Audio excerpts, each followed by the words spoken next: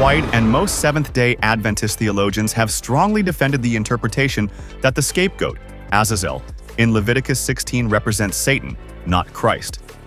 This position distinguishes Adventist doctrine from most of historic Christianity, which typically sees the scapegoat as a symbol of Jesus.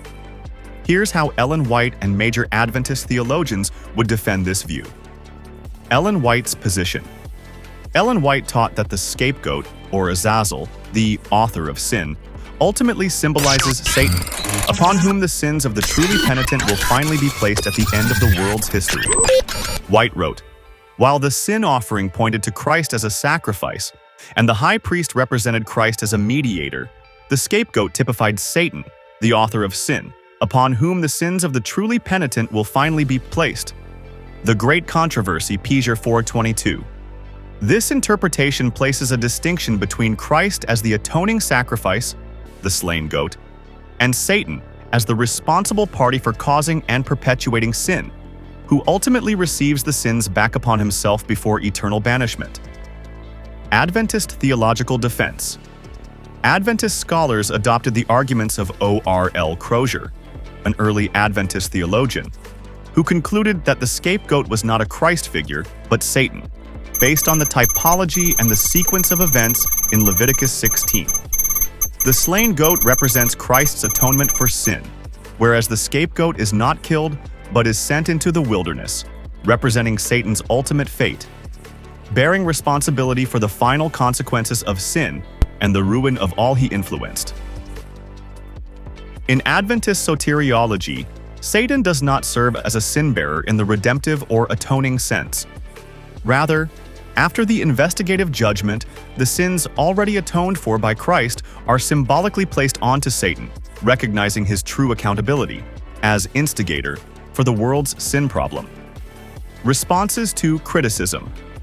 Critics have argued that this implies a dual sin-bearing with Jesus, but Adventist theologians respond that Christ alone atones, while Satan only receives just consequence, not providing any expiation or redemption. The few exceptions in Ellen White's writings, where a passage may seem to identify Christ as the scapegoat, are considered either errors or rare anomalies, not the consistent teaching of her lifelong writings. Conclusion. In summary, Adventist apologists and Ellen White defend the scapegoat as Satan doctrine based on their understanding of biblical typology, the destiny of Satan at the end of time, and clear differentiation between atonement, Christ alone, and responsibility, Satan. Ellen White saw Satan as the final recipient of blame for sin, illustrating the removal of the contamination of sin from the universe, but never as a redeemer or expiator. Their reasoning relied on key Bible passages and Ellen White's explicit statements, which clearly separate the typology and mediatorial role of Christ from the scapegoat's fate. Main Bible verses cited: Leviticus 16:8, 10, 21-22. This section distinguishes between the two goats, one for the Lord, as a sin offering, and the other for Azazel, the scapegoat, who is led alive into the wilderness after having the sins of Israel symbolically placed on its head. Revelation 20:1-3 describes Satan being bound and cast into the abyss for 1,000 years, paralleling the banishment of the scapegoat into the wilderness.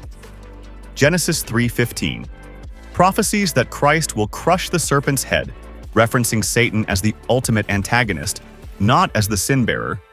Isaiah 43:25 I, even I, am he who blots out your transgressions, emphasizing God's act in forgiving as opposed to placing the redemptive role on Satan.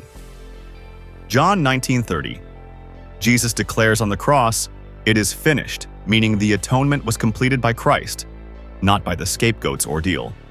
Ellen White's statements. Supporting this interpretation, as the priest, in removing the sins from the sanctuary, confessed them upon the head of the scapegoat, so Christ will place all these sins upon Satan, the originator of sin. Maranatha, Paul 2:52. Jesus himself, as our true high priest, will confess the sins of God's people upon the head of the scapegoat. While the plagues are falling, the scapegoat is being led away. So Satan, bearing the guilt of all the sins which he has caused God's people to commit, will be for 1,000 years confined to the earth. The Great Controversy, Chant 42. Ellen White explicitly distinguished Jesus from the scapegoat, emphasizing that Christ is the true high priest and sin-bearer, while Satan as the scapegoat is punished for his own role in originating and perpetuating sin.